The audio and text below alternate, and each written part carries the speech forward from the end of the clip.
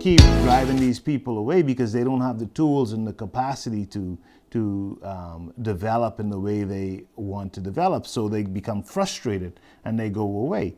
Yes, it's true. You will never compete if you're not properly funded and if you don't have proper governance and proper technology. But ArawakX is here to make that dream a reality. In fact, when people come in, it's really sad for me because many of them have already been beaten and bruised down by the system, where they, go in, they have this idea for this huge project, and the guy ends up trying to either sell them a truck or buy some equipment. And it doesn't match their business cycle, so there's no way they'd be able to pay it back.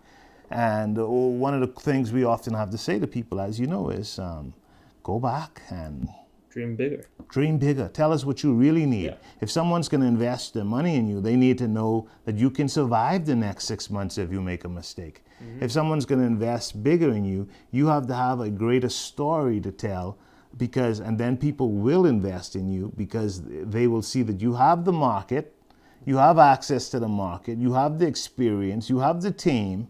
And all of the legal and all of the all of the protections that a regulated space provides. Right, and that's on the business side. That's where the management consultant helped, because I saw there were products here where if this guy were properly funded and properly schooled, they could become international products. Yeah. If you are a business person that is looking to grow your business in the new economy, this show is for you. My name is DRC Raming Jr. I'm the Chief Technology Officer at ArawakX, a financial services firm. I'm a serial entrepreneur, futurist, and technologist. I studied robotics and after university chose to build my international business from the Bahamas. With all that is going on in the world, one thing is certain. The businesses that will survive and thrive have to evolve or die. This show will answer the question, what's next for us? What's next for the new economy? Join us on The New Economy. What's next? So just to do a little bit of the math behind, the size of the problems and trying to fix the problem at a certain scale. Even before this COVID-19, we were running about $1 billion a year deficits. And we have to have companies that bring foreign reserves in. It's the only answer is that you must flood this country with legal, legitimate, properly earned, respected, value creating US dollars. That's it. If any of those categories are missing, you're going to be labeled a pirate nation and you're going to have problems with all kinds of people. But if you can create an environment.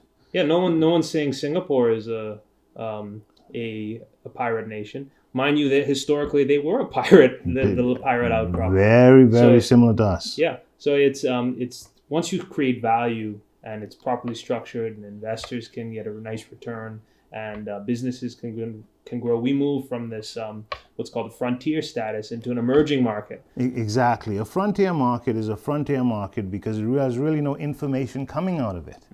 And so by knowing that the firms that are listed, that are being invested in our ArawakX, have all open and transparent information so that the shareholders and as well as those future potential investors, as well as the people who are being vetted, you know what their story is. It's verifiable. It's something you can touch, feel, taste. Good business. Good business. And we have the ability here to do it. We definitely have the ability here to do it. And we believe it. We're going to prove it. We're going to show it. And we have examples of it. We're going to empower the business community because I believe not that the rich must get richer and the poor get poorer and that divide continue to happen. But I believe the rich should get richer and the poor should get richer and the middle class should get richer too. And you better have a middle class. Because if you don't have a guy that is able to have a wife and be able to... No, you can't have stable... I mean, you want to break down basic economics. The basic economic unit is the family. Right. And you can't have a family without stable economics. You know, when I was in Japan, I saw a man whose sole job was to just say, Watch out for that step. There was a wire across the road. Watch out for that step. I assume that's what he was saying in Japanese. And I watched him do that, and I passed that way a few times during the day for about 8 hours. And I can assure you that that man is earning a livable wage, that he can go and have a family. What we do here is raw, unbridled capitalism where one person takes everything and then the rest are supposed to scramble for nothing. That is not the ideal of the exchange. The exchange is that, hey, he can own, I can own. Yes, of course, there are going to be distinctions. Yes, of course, there's going to be the Life of Keys in Albany. And yes, of course, they're going to do well. But you also should do well in your own environment. Each man's home should be his castle, and each man should have a home. Yes, very much so. We view this as not only just as an engine of economic growth, but it'll give us some of the funds so we can start to tackle some of the other problems in society as well. Yes, those problems will take care of themselves if the money that you make is from legitimate sources. Correct. We've had a situation before where the money came in from illegitimate sources, easy money, and the result of that always is, you have the sin of wealth without work. Mm-hmm. And what happens when you have wealth without work is you have a disaster. A huge disaster. The 80s with the drug crisis. So that's a prime example. It was a huge disaster. Created more social problems than the money was worth. So when we talk about an exchange, people often think that you're going to be trading and you're going to be sort of quasi gambling your money, and that there is an element to that in financial exchanges, but that's not what we're talking about. No. We're talking about you bring a great business idea, and we being the ecosystem, the advisors, the small business development center, etc., get you to a point that where international people are willing to invest in you, local people are willing to invest in you, and you get your business going. Or if you're an old lady in a wheelchair and you have a certain amount of money that you can invest, you can feel comfortable investing in a type of investment that suits your profile. Mm-hmm. In other words, you're not going to invest in something that you can't get no money from for 20 years, or you're not going to invest in something that costs you $20,000 to get into and you only have a couple $100 mm-hmm. to invest. But rather than having your money in that little jar, we wanted to be safe enough to be in somebody's business or somebody's business venture. So when you turn around and need that money to pay school fees, there's a way for you to exit and to have more money. Yeah, let's talk about the importance of from the business side as well as from the investor side of exits and understanding the financing cycle, because we're focused on SMEs, so small and medium-sized enterprises. That's companies under $5 million and with less than 50 employees, which may sound like a lot to people who don't have the financing, but when you hit the right market, that overnight you can have way more employees than that and way more revenue than that. Why is it important for companies to think about the later stages of financing and how one day they may want to leave the business, or how setting it up so that an investor can someday take his money back up? Well, I think that the heart of it is to understand that different people have different needs for investing and different time frames for mm-hmm. investing.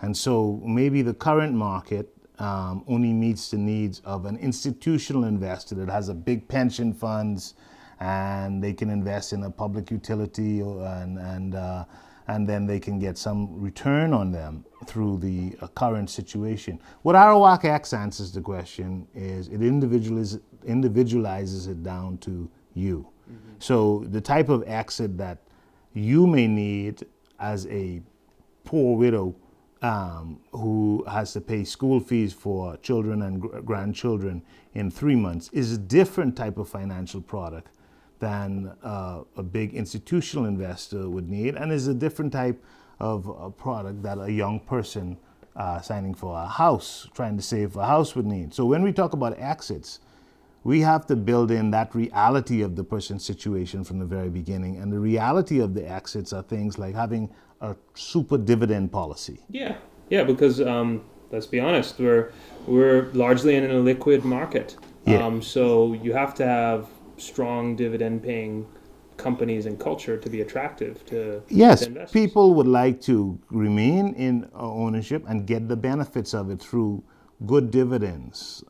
That's one of the key things of it. Another key thing is that depending on the type of company or the type of project, you have to look at the time frame to these dividends and these exits. You have to look at the time frame. Every industry is different. Even the time frame to the life of the company. Maybe divisions are being invested in as opposed to entire companies are being invested in. Maybe projects are being invested in as opposed to entire companies. That would work in industries such as maybe like the creative arts, where it's project oriented. Exactly. Being, How do you finance an art show? How do you finance a judo worldwide event? How do you finance these things? Well, we can't keep going to the government to finance these things. It doesn't have the capacity to do it. No, not to finance every project. That's just the reality. That's just the reality of it. So when we start looking at these different industries and sectors, they have to be also based on what the people want, not just what the business wants, but what the people want. That's the heart and soul of the investing mentality. The elephant in the room. Why can't BISX do what we're doing? We'll be right back after a short message from our sponsor. At ArawakX, we understand that for businesses to grow, they need capital to hire staff, buy equipment, and fuel innovative ideas. We support this process by using technology, years of business acumen, and a world-class team to get business the investment they need to get to the next level. If you are a business owner and need between $100,000 and $3 million, contact us today. We will schedule a meeting over the phone or video chat. Get on the path to your dreams. ArawakX. Dream bigger. Documents are part of every essential business process.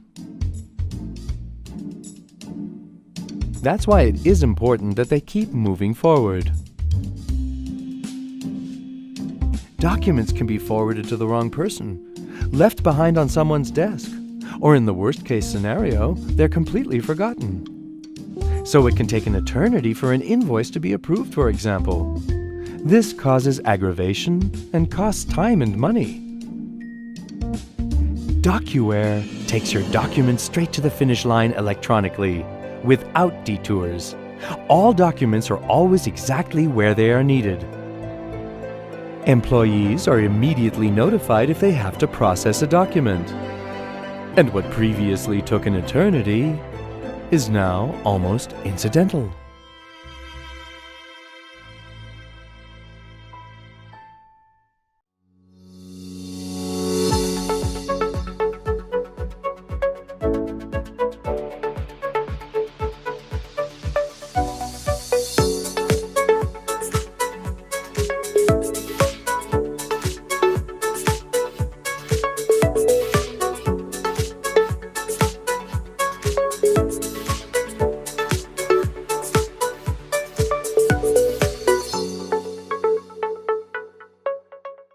I've been blessed to grow up in a business family.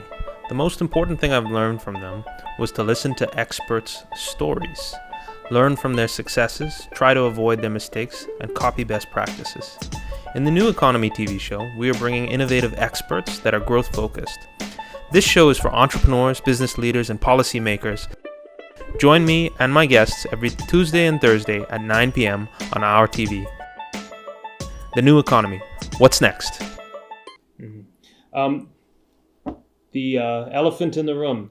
Why can't BISX do what we're doing? Well, let me see how you phrase this. BISX is for, you can think of companies of having a growth path. And one of the challenges that we had with BISX from in the domestic side is that BISIX was for more stable companies.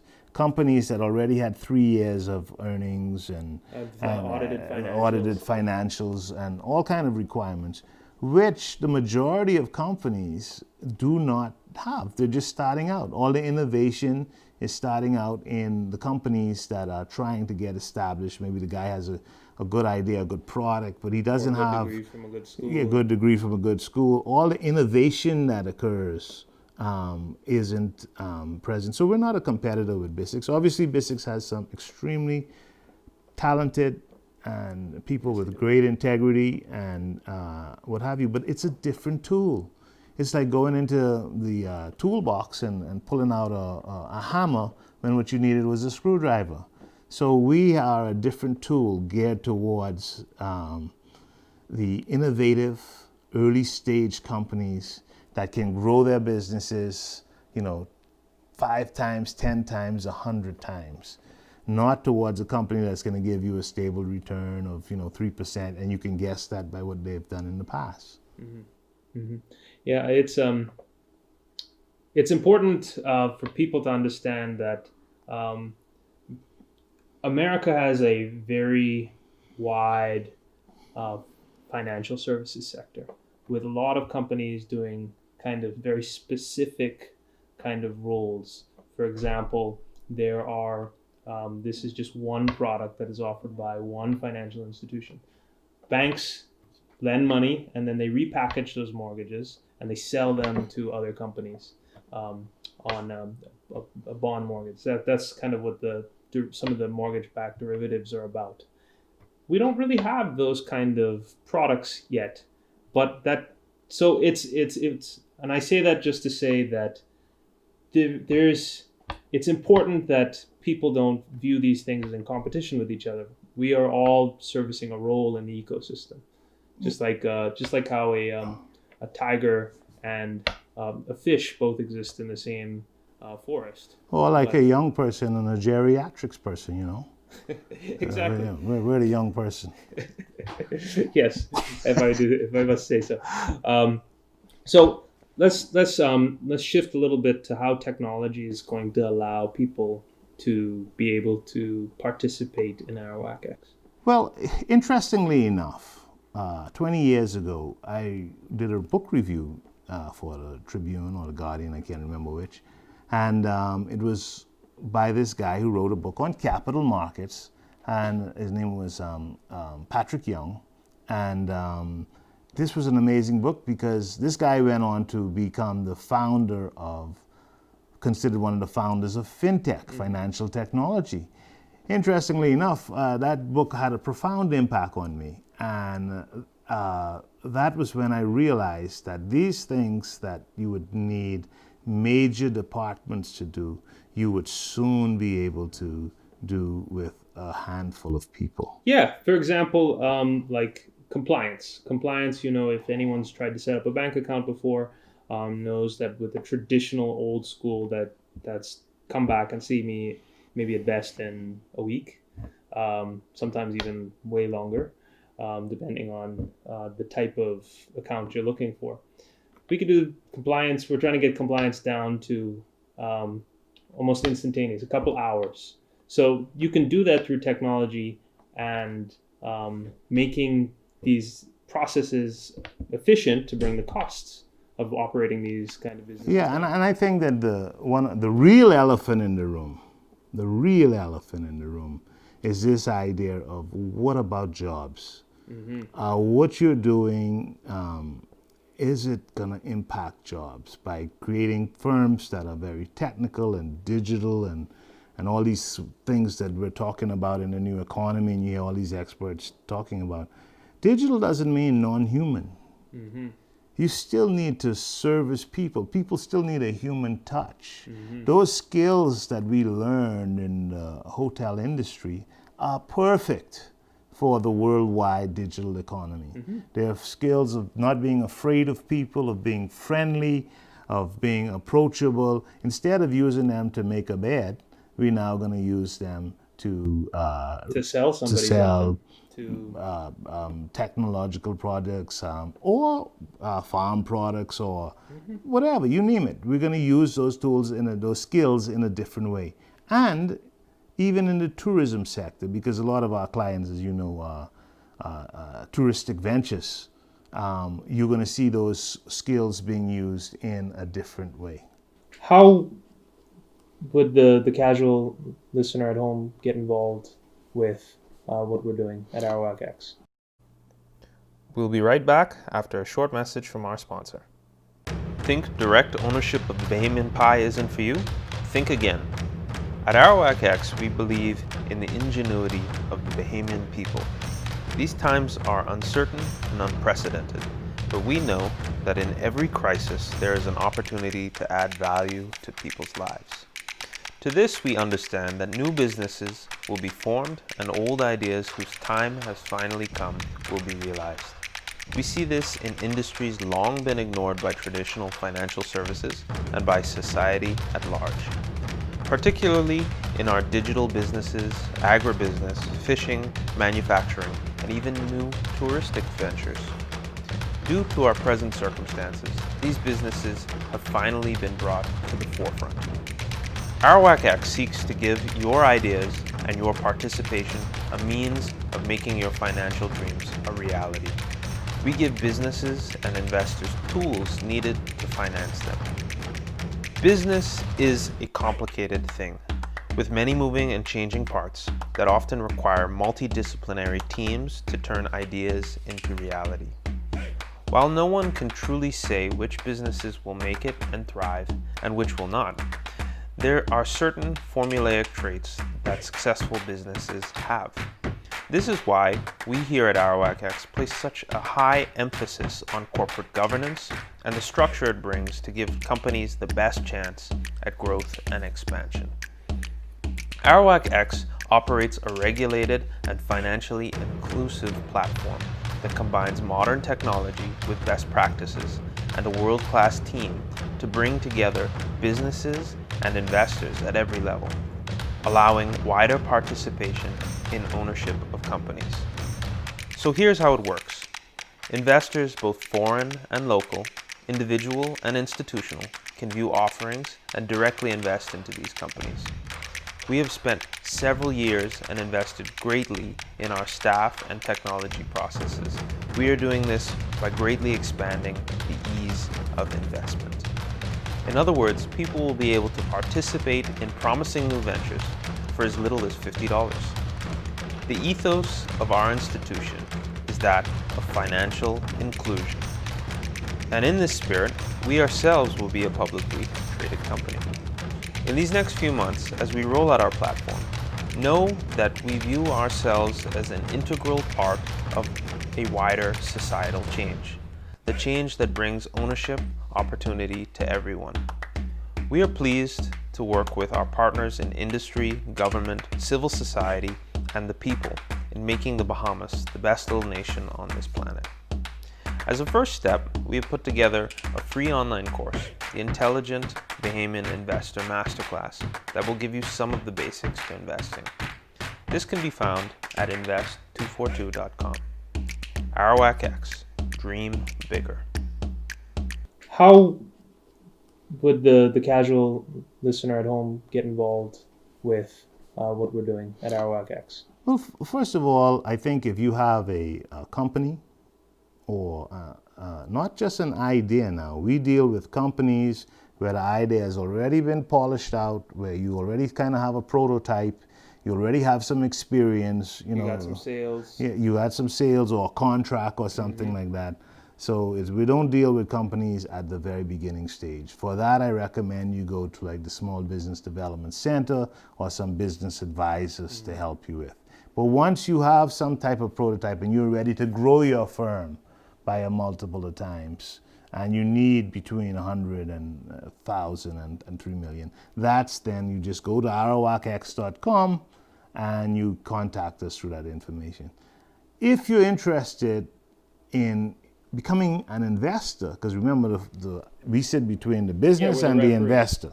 We're the referee. then I suggest you go to that invest242.com and sign up for it and understand how to evaluate what is going to put before you by these companies. Yeah, because once again, we're not investing on your behalf. You ultimately have the decision Right. for which company you put your money in. So that means you have to educate yourself. And please don't be frightened off by thinking you need to speak in Old English and have a PhD or an MBA in order to be an investment. That is the biggest crock. You need to be a normal human being that understands an industry. Any Bahamian that's worked in the hotel industry and has opened their eyes and seen what's going on can invest in a touristic product. Yeah, because they'll know this guy creates good value. They can define the value. Then it's just about putting the structure around it. Any Bahamian that's worked at any level in a supermarket, any Bahamian that's run a business before or a family office before can become an investor, because you have a lot of knowledge. You may not know how to run a company, but you could look at something and see whether it's silliness or it's a need, whether it helps somebody or not. And so that invest242.com is just to kind of give you a guideline of some things you already would know. It's a starting point. Yes. And it's we put it together. It's a 32-minute course that is broken down into 2-minute segments. And you can watch it and rewatch it as you need to. After that, you'd get on our mailing list, and we have a number of companies. We expect to launch in the third quarter of 2020. And we have a number of companies that look like they're going to be great companies. It's too bad I can't invest in them. You know, the exchange can't invest in them. It's very interesting because we take our role very seriously as the guardians of the marketplace. And so that means that a lot of the rules that are there, the intention is just to make sure that there are no conflicts of interest. That's right. And the Securities Commission, also we are abiding by the rules of the Securities Commission. We are regulated by the Securities Commission. And so it is very important to understand that we are a neutral player. Yeah. We're here to educate and to provide a tool.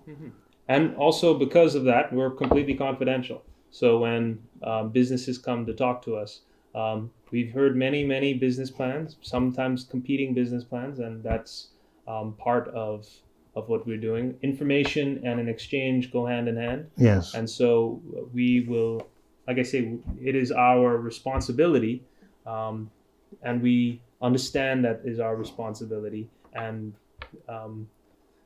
we wanted you guys to see who we were, so you could see that. Now, we're the founders. Of course, we're staffing up right now. We expect by fourth quarter, we'll probably have 100 people working for us. Yeah.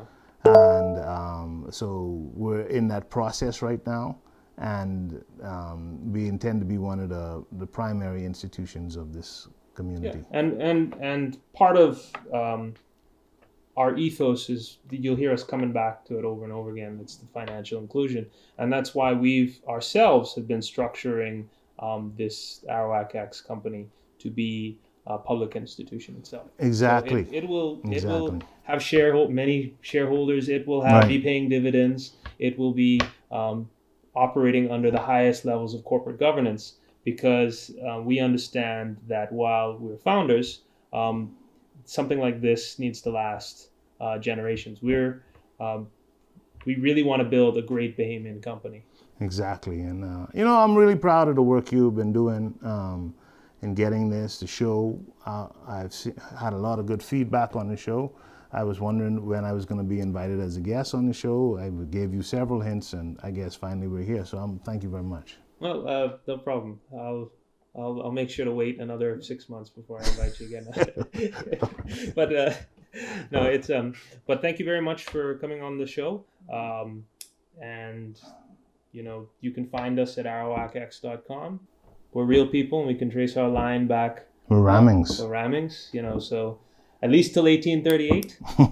That's as far back as I've gone, and we're here to do our part. Good job. So thank you for tuning in, and we'll see you next time.